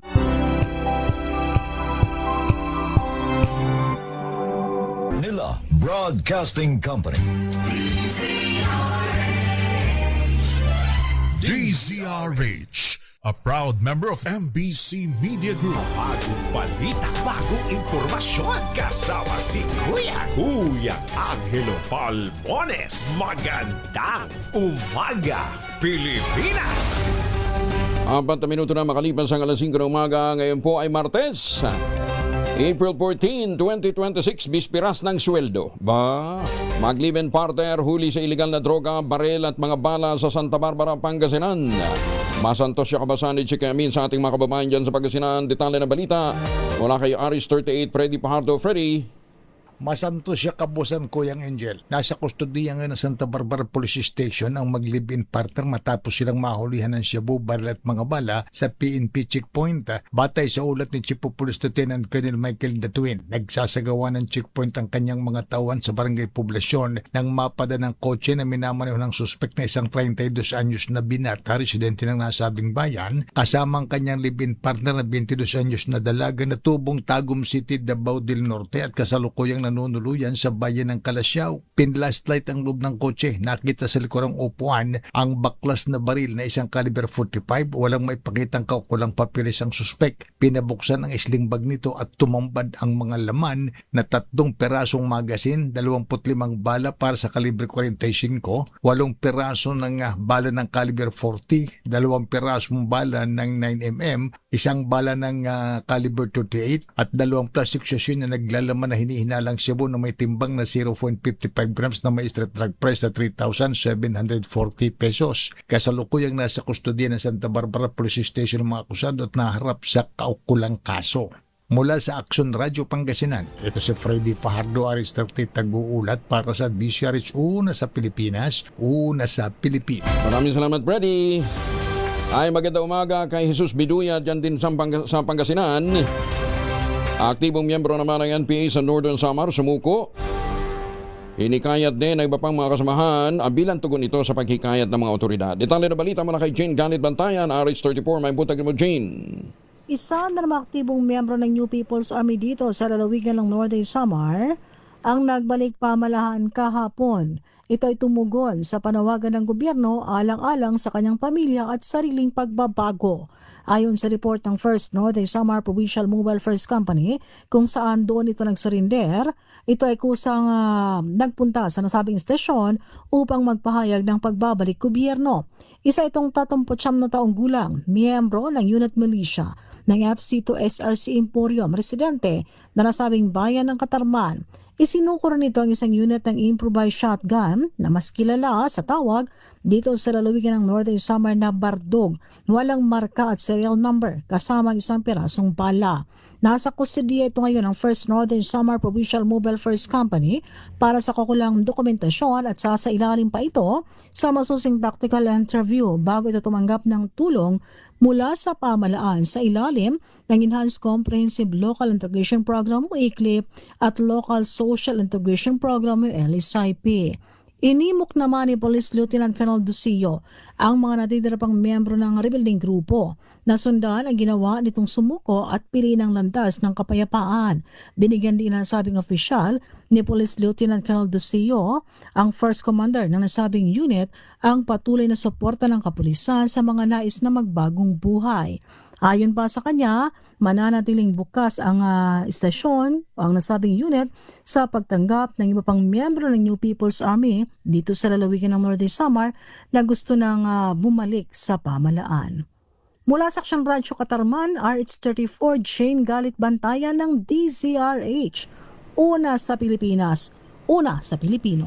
Daghang salamat, Jane. 17 individual naman arestado sa pinigting ng operasyon ng pulisya sa Zambales. Detalye na balita mula kay Danny Kumilang, RH37. Danny, good morning. Sa patuloy na pinigting na operasyon laban sa kriminalidad, umabot sa 17 individual ang naaresto ng Zambales Police mula Abril 6 hanggang 12 sa magkakahiwalay na lugar upang mapanatili ang kapayapaan at seguridad ng mamamayan. Sa nasabing bilang 10 ang kabilang sa mga most wanted person na naaresto. Samantala 6 na individual ang naaresto sa 4 na operasyon kontra illegal na droga kung saan nasamsam ang humigit kumulang 24.56 gramo ng hininalang shabu na nagkakalaga ito ng 167,000 pesos habang 98,580 pesos naman na halaga ng smuggle na sigarilyo ang nasabat sa 13 operasyon. Nagpayag naman ng pasasalamat si Zambales Provincial Director Colonel Benjamin Ariola sa kanyang mga tauhan dahil sa kanilang masigasig at epektibong pagpapatupad ng batas laban sa kriminalidad. Dani Kumilang, RH37, DCRH, una sa Pilipinas, una sa Pilipino. Maraming salamat, Danny. May paaba kay Kayungan sa mga suki natin dyan po naman sa Pampanga. Mamaya pag-uusapan ho natin, totoo bang aging population na rin ang Pilipinas? Lalaki kritikal matapos pagsasaksakin ng kainuman sa bayan ng Carigara, Leyte. Detalye naman ang balita mula kay Jimmy Angay-Angay, RH32. Maupay nga agad, Jimmy. Kritikal ang isang lalaki matapos pagsasaksakin sa gitnang inuman sa Barangay Manloy, Carigara, Leyte, bandalas 8:30 kagabi. Kinilala ng PNP ang biktima na si alias Joros 31 anyos sa Binata.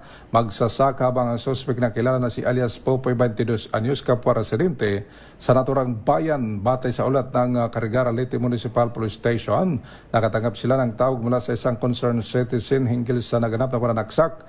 Agad naman rumisponde ang mga kapulisan upang i-verify ang mga pangyayari.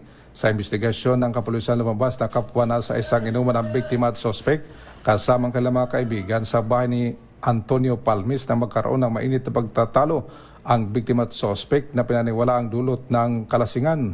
Sa gitna ng konfrontasyon na galit ang suspect at bumunot ng balisong sakay sinagsak sa ulo ng biktima.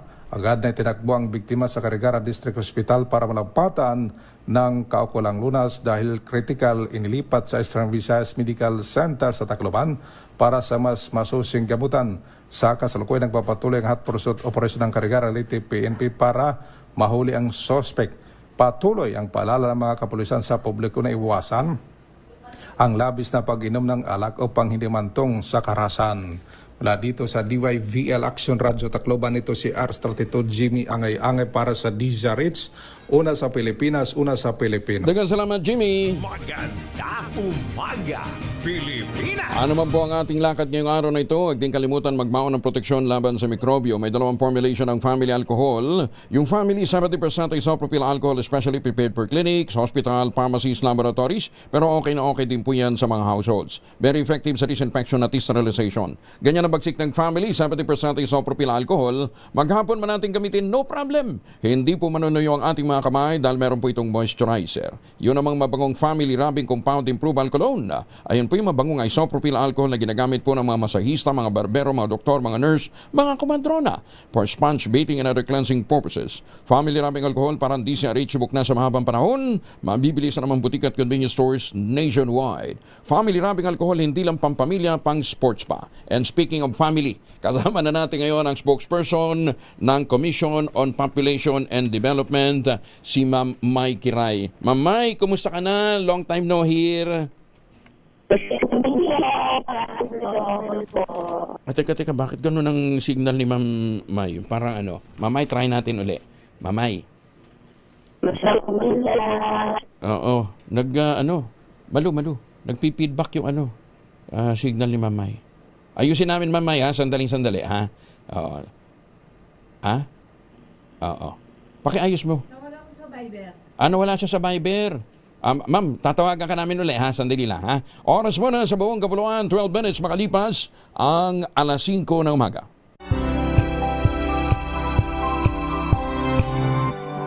Ay 65 and over, yun na po yung considered aging ang isang bansa. Ganon. Yung mga natin, mga caregiver natin, pinapunta natin sa Japan, pinapunta natin sa Amerika. Yun pala, malapit na rin tayong umabot doon sa golden age na yon. Opo. Kasi po, lalo na po na yung 2025 National Demographic and Health Survey, na pinakita rin po na 1.7 na lang ang average number of children ng mga Pilipino. So talagang pababa na po yung mga bilang ng anak na nagkakaroon ng ating mga kababayan. Ang galing naman kasi ng kampanya eh. At kasama po kayo sa kampanyang ito, Sir Angel. Hindi, pero failure pa rin ako sa NSB. Konti pa rin nagpapa-non-scalpel vasectomy. Ayan po, yan pa rin po yung pinaka least popular method talaga. Oo, kasi gusto pa rin lang iaasa sa mga misis yung pagmamanage ng paglaki ng pamilya. Diba? Yes, Sir Angel. Hanggang ngayon po, pill pa rin or female-centric methods pa din ang pinaka-most popular according to the National Demographic and Health Survey 2025. Okay, so anong gagawin natin? Wag mo naman sabihin, babalikan natin yung ginawa 10 years ago, i-reverse natin. Opo. Actually, Sir Angel, yung pinaka-recent data din ng Longitudinal Study of Aging and Health in the Philippines in 2024, nakakalungkot na 67% ng ating mga kababayang mas matanda, or older persons ay nakaka-experience talaga ng difficulty sa kanilang economic well-being. Yan po yung nakikita. Ano yan? Walang savings? Walang savings o pinabayaan ng kanilang mga anak? Wala pong savings, tapos nagkakaroon po sila ng difficulty para i-meet yung mga everyday needs nila. And may mga percentage po na malaki na talagang dependent po sa kanilang mga anak para po mabuhay sa kanilang economic well-being. Yun nga, No, yun ang- nakakalungkot na ito yung nangyayari, Sir Angel. In-address natin yung population growth pero yung economic activity ng mga nagkakaedad mukhang napag-iwan na naman, ano ha? O sa bagay, hindi nyo naman responsibilidad yun eh. Ang responsibilidad nyo, i-manage yung population.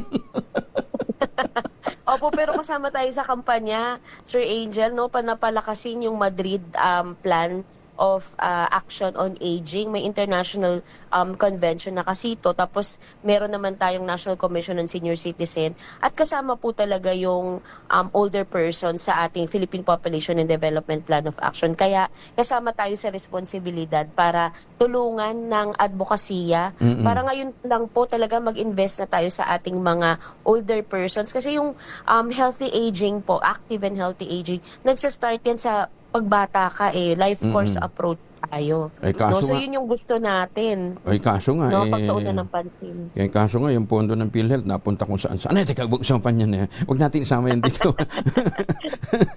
Mabuti sana kung napunta dito sa mga ganitong programa, no ha? Anyway, ang sinabi mo 1.7 na ngayon ang average ng ating population, ano? Population growth, ang fertility growth, ano? 1.7. 1.7 ang average number or 1.7. total fertility rate. Ang problema natin, marami din ang ayaw mag-asawa ng maaga ngayon. Isa pa yun. Tama po kayo. Kasama Oo. yan sa study natin, no, na mas gusto ng mga Pilipino yung economic well-being muna nila ang kanilang priority bago magkaroon ng anak. Dati kasi sa mga highly urbanized areas lang yan. Ngayon pati sa mga rural area, ganun ang mindset eh.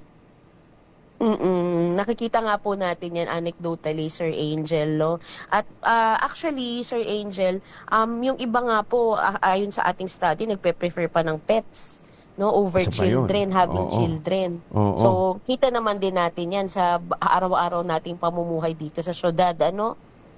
Sa Na China, may mga stroller na sa China, ang laman.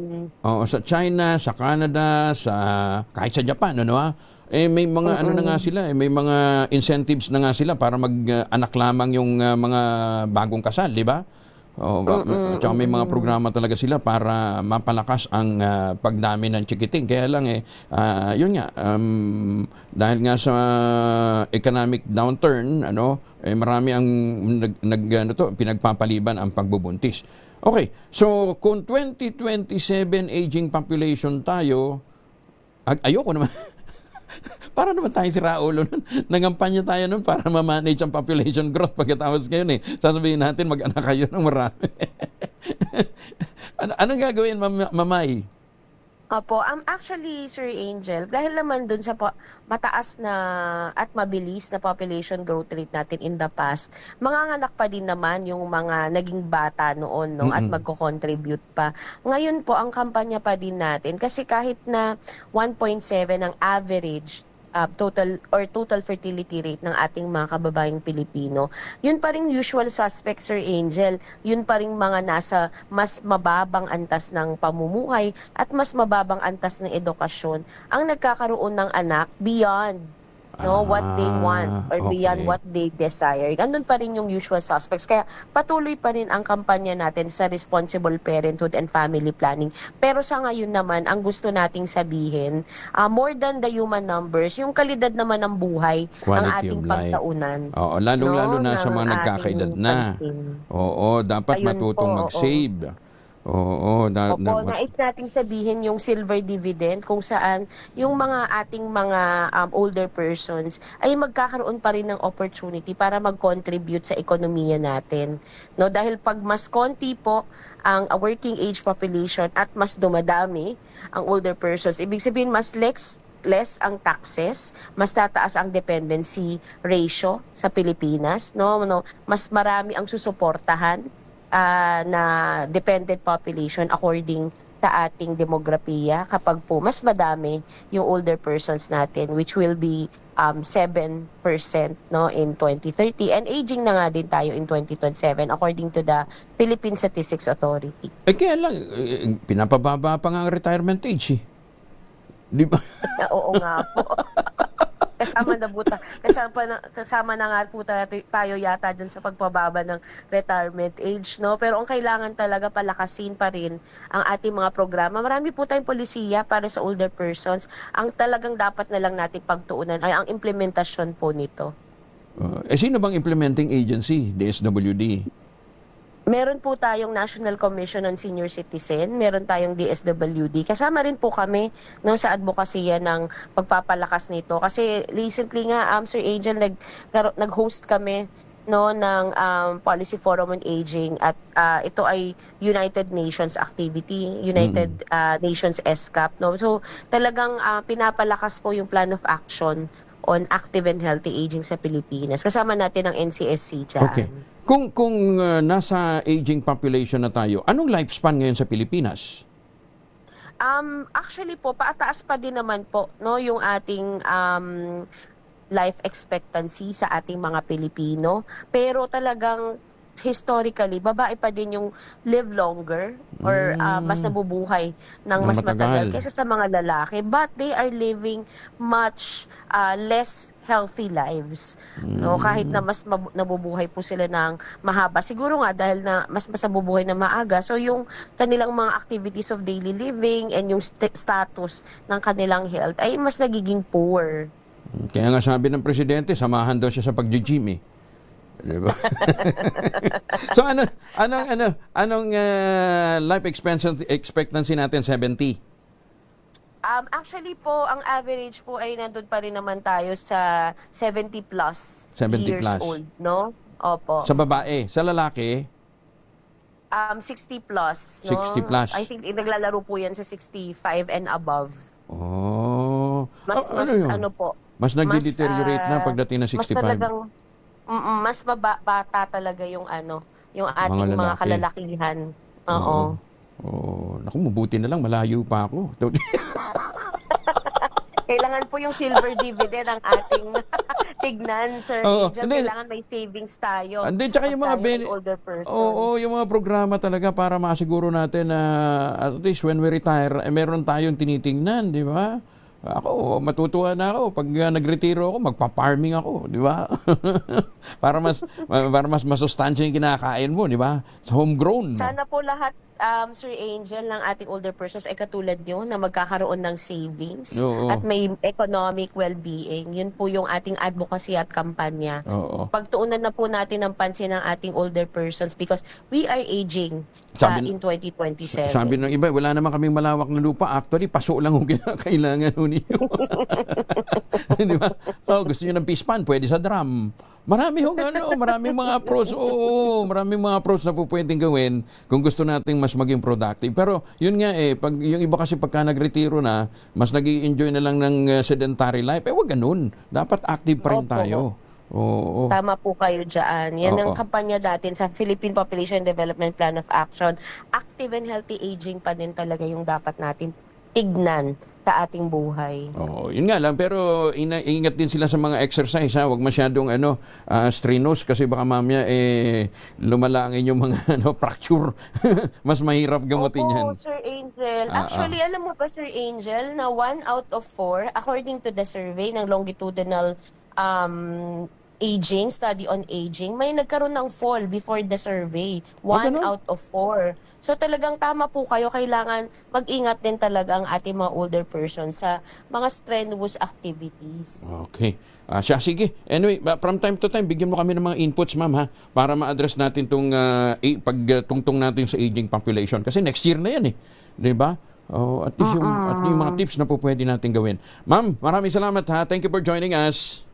Maraming salamat po, Sir Angel. Masayang pamilya po. Ayan. Ma'am, ilang taon na namin kayo kasama sa kampanya to? Mga 50 years na rin, ano? Matagal na po. Mga 2 dekada na tayo magkasama, Sir Angel, sa ating kampanya. Naging successful tayo, Sir Angel, sa yung average number of children. Naging successful tayo sa teenage pregnancy kasi pababa, pero pataas ang 10 to 14. Pero ngayon naman, ang kampanya na natin, Sir Angel, ay active and healthy aging. Ayan, sige. Thank you, Mamay. Magandang umaga. Maraming salamat po. Si Mike Ray, wala po sa Commission on Population. Yung mga kasama na naming mga kumadrona natin, mga ano pa yun, very, very active pa eh. Ngayon, mga senior citizen na rin eh.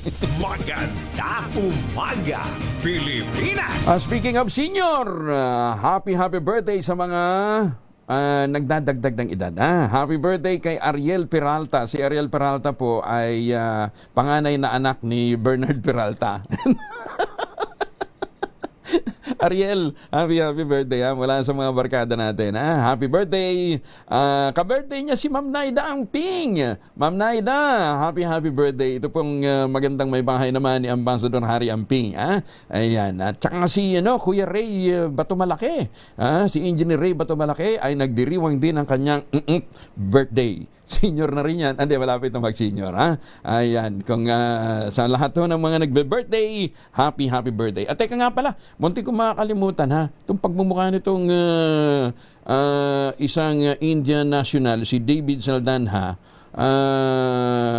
Siya na nga itong nambastos ng ngayon pinipressure pa yun, pinipressure pa yung complainant, dinadalaw araw-araw ng mga abogado. Anong abogado nito at pinipilit na mag-settle na. Oo. Attorney, akala ko ba kakampi ka ng mga Pinoy? Bakit kinakampihan mo itong dayuhang bastos? Maganda umaga, Pilipinas! Drainage project sa Roas Boulevard target matapos ngayong Mayo. Detalye mula kay Boy Gonzales, Sarah 29. Boy, good morning. Good morning, Kuya Angel. Inatasan nga ni Pangulong Ferdinand Marcos Jr. ang agarang pagkatapos ng drainage improvement project sa Roas Boulevard bago sumapit ang tag-ulan upang maiwasan ang matagal na pagbaha sa lugar.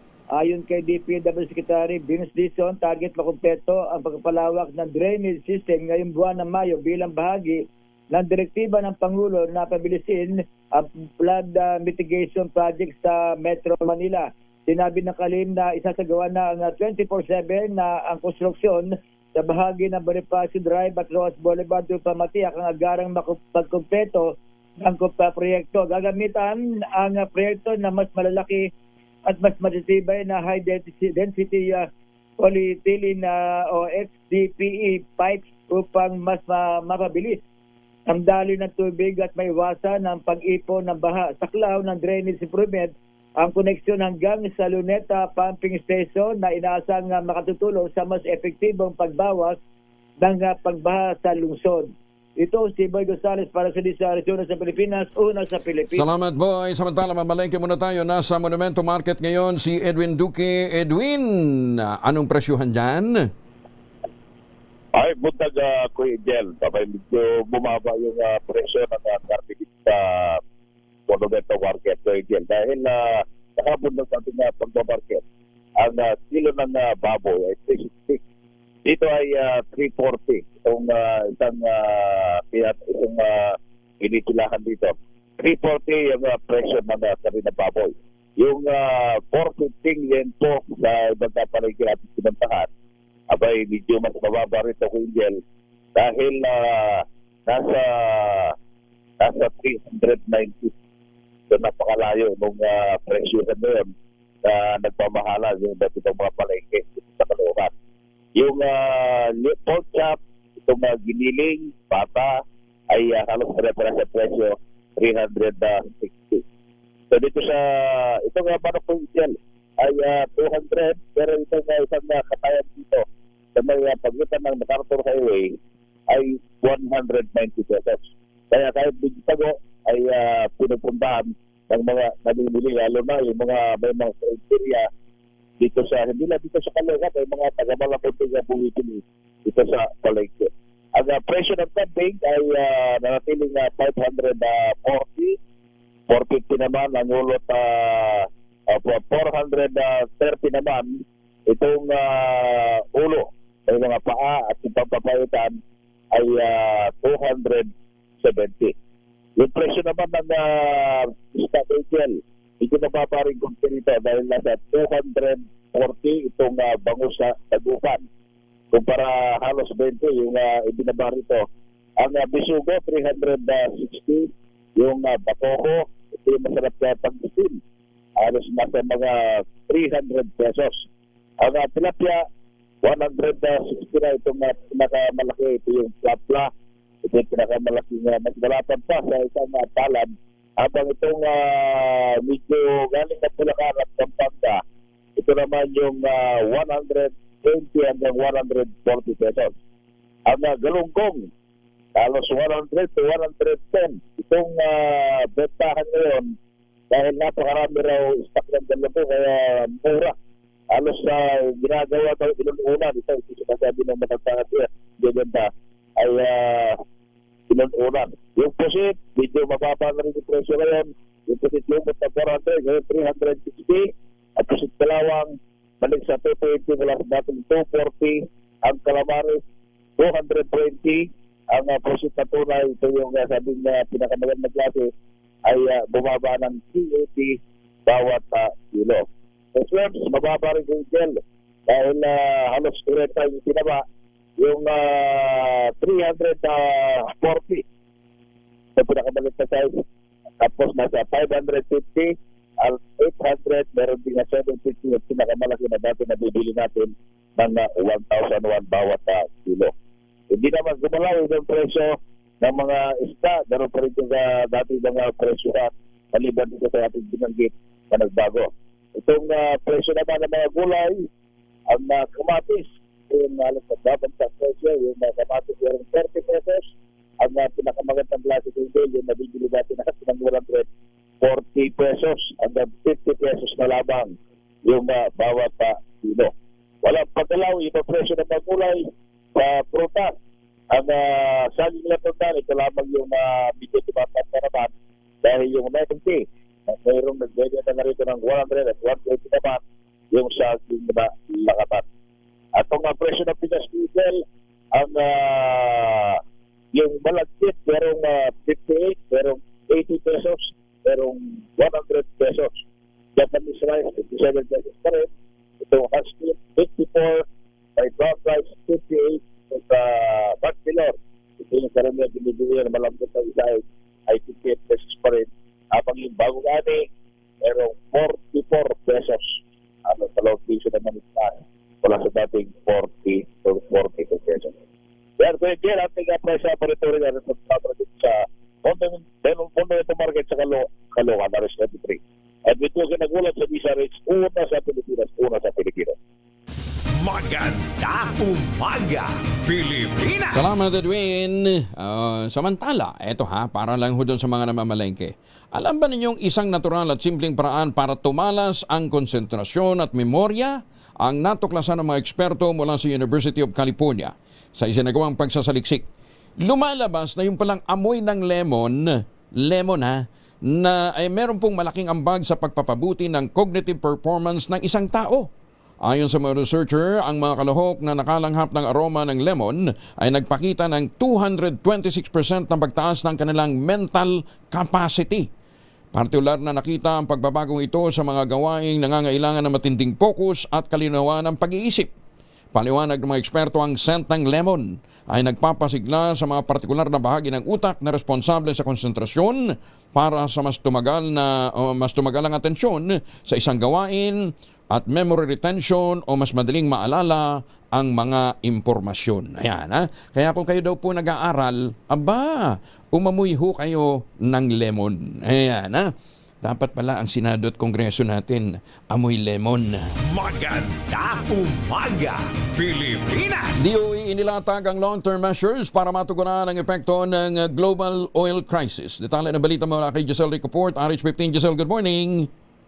Good morning, Kuyang Angel. Tinatrabaho na ng Department of Energy ang long-term measure upang matugunan yung epekto ng global oil crisis sa ating mga kababayan. Ayon kay Energy Secretary Sharon Garin, kabilang dito yung review sa oil deregulation law, pagpapalakas ng fuel reserve at stockpiling strategies. Nakikipagtulungan na rin daw yung kagawaran sa Department of Transportation upang mapabuti yung transport system at mabawasan ng sobrang pagdepende natin sa diesel. Kasabay nito, sinabi ng kalihim na patuloy ding itinutulak ng DOE ang paglipat sa renewable energy ng Pilipinas.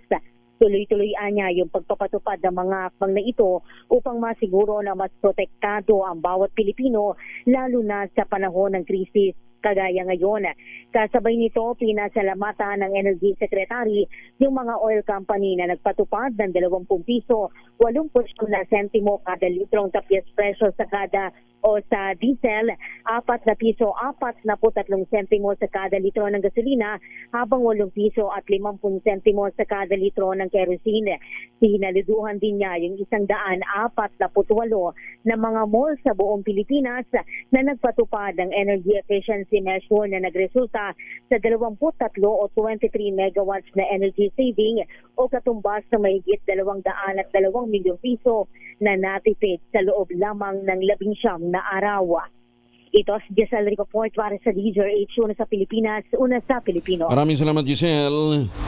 Umabot nga ng mahigit 200 million pesos ang kabuang natipid sa kuryente ng halos 160 malls sa buong Pilipinas.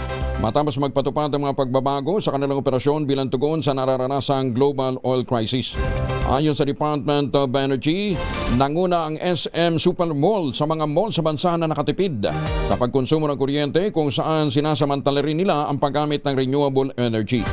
Sa pamamagitan nito ng pagpapalawak ng rooftop solar panels at pagsali sa Green Energy Option Program kung saan ang mga consumer na gumagamit ng hindi bababa sa 50 kilowatt-hour kada buwan ay malayang makapili naman ang kanilang renewable power supplier.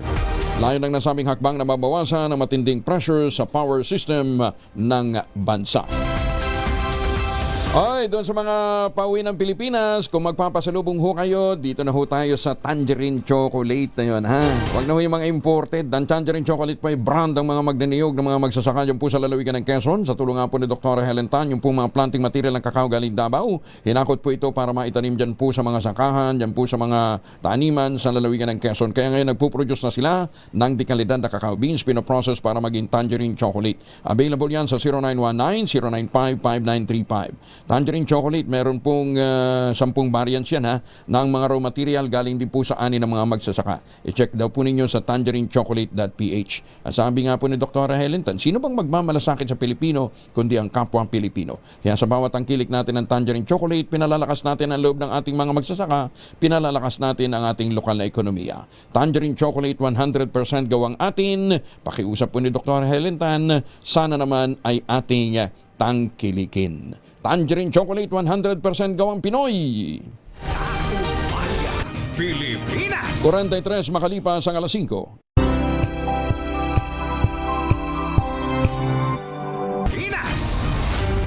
Siyam na minuto na lamang bago mag-aisas na umaga, nananakit na ba inyong kasukasuan, nagkakaringkel, sumihina na bang kalamnan? Epekto yan ng pagtanda. Ipinakikilala ang Ultraplex sa health drink mula sa lumikha ng Ultrabio backed by Japanese technology. Ang Ultraplex ay may HCG complex, hydrolyzed marine collagen para sa skin at joints, HMB pambalakas ng muscles, glucosa green para sa ginhawa ng kasukasuan. Available in coffee with stevia at powdered drink mix. Kayang bawiin ang galaw, sigla at ganda kahit nagkakaedad na with proper diet and exercise. Hanapin lamang po ang Ultraplex sa Shopee, Lazada at Ultamayo.shop. Ang Ultraplex ay hindi gamot at hindi dapat gamitin panggamot sa anumang uri ng sakit. If symptoms persist, consult your doctor.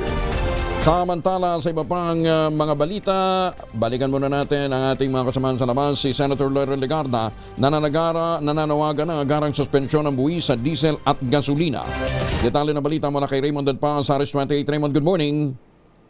Nanawagan si Senador Laurel Legarda na agad nang suspendihin ang excise tax at value-added tax o VAT sa diesel at gasolina.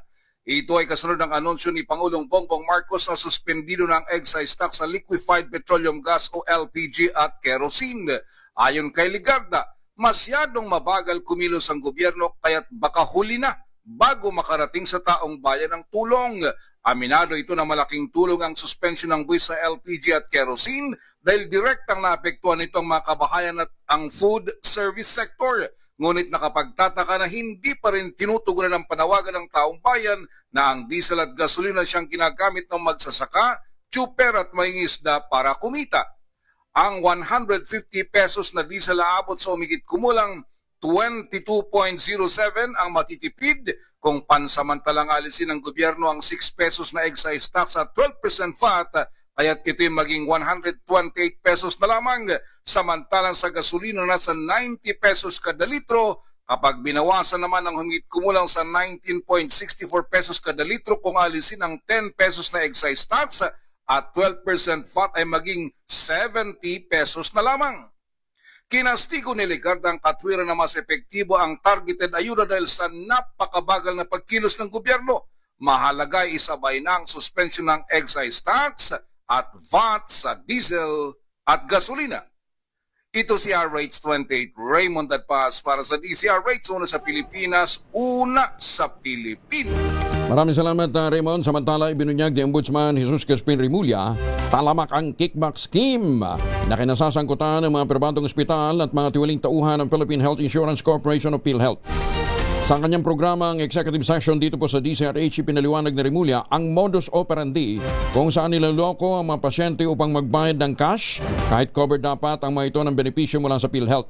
Ayon sa Ombudsman, pinapaniwala ang mga pasyente na hindi sakop ng PhilHealth ang kanilang gastusin kaya't napipilitan silang magbayad ng buo gamit ang sariling pera.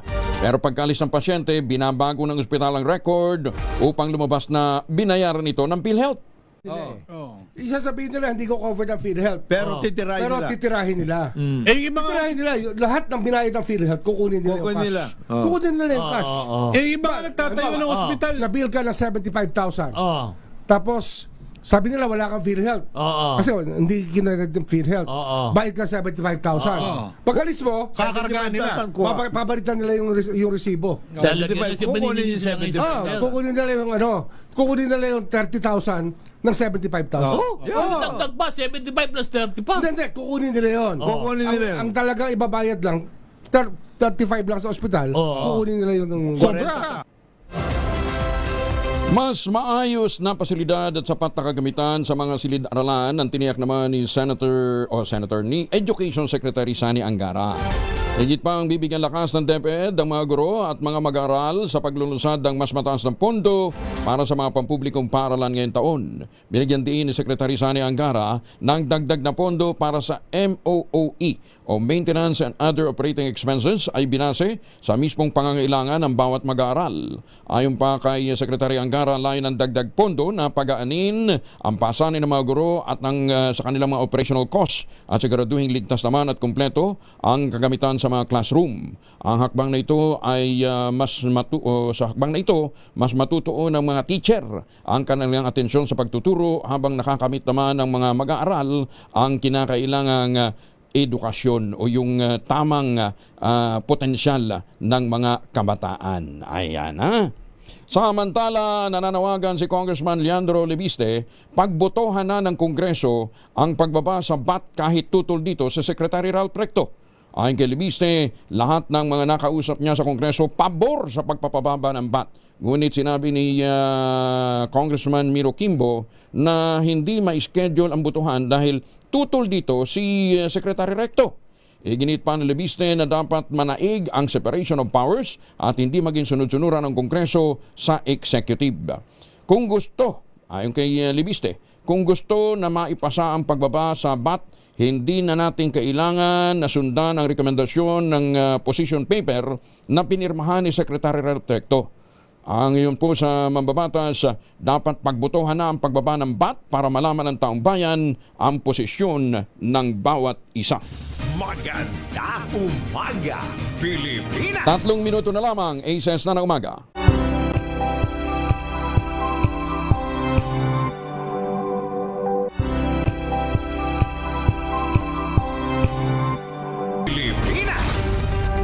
Isang minuto na lamang, ACES na umaga. Kuya Angel po, si Angelo Palmona sa giwan sa inyo na isang magandang umaga. Maraming salamat sa inyo walang sawang pagsubaybay, pakikinig at pagtitiwala. Magtanim po kayo ng kawayan para sa kalikasan at kabuhayan. Ang ating quote of the day ngayong araw nito ay hango po mula kay Aristotle. Ang sabi niya, criticism is something we can avoid easily by saying nothing, doing nothing, and being nothing. Ay kayo rin. Gusto nyong wag makriticize, maging parang tuod kayo, walang silbi. Oras sa buong kapuluan, ACES na umaga. Maganda umaga, Pilipinas!